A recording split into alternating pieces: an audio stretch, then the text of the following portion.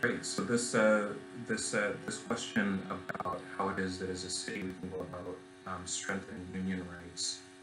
and there's a personal question here about whether or not I've given an orientation to new members. As a member of the Campaign Workers Guild, I was actually a union steward on Pramila Jayapal's campaign last year, and so we led the effort to create the first ever unionized campaign staff for a congressional incumbent. And so the orientation process in that setting included talking to my coworkers. It also involved talking to interns who later got organized on the campaign for transit benefits and better pay as well, so that the experience of actually doing workplace organizing, which I think in a lot of ways should be, I'm glad this question is here because I think in a lot of ways this should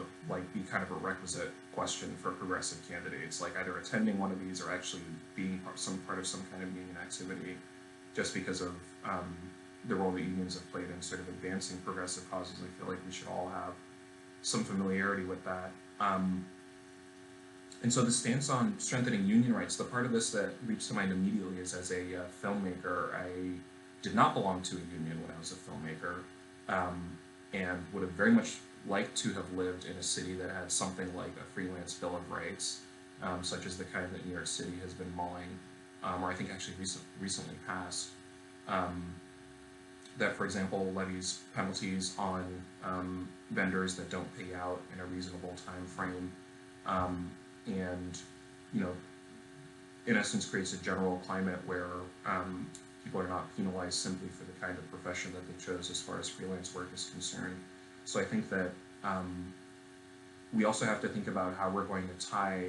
we talked about housing a little bit earlier, how we're going to tie certain construction projects that we're enthusiastic about to build the housing that we need to union jobs, I think is another core part of this conversation, so that when we're moving forward as a city, we're not leaving anybody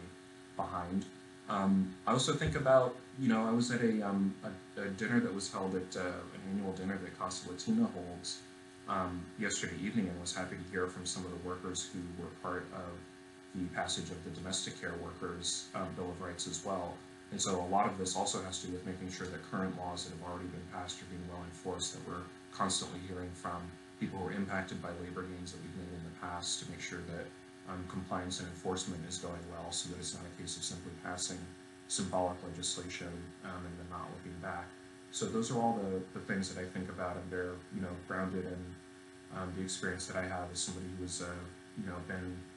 a member of one kind or a union since about the time that I started working. And I think a lot of that leadership is going to come to bear if I'm fortunate enough to get elected. So.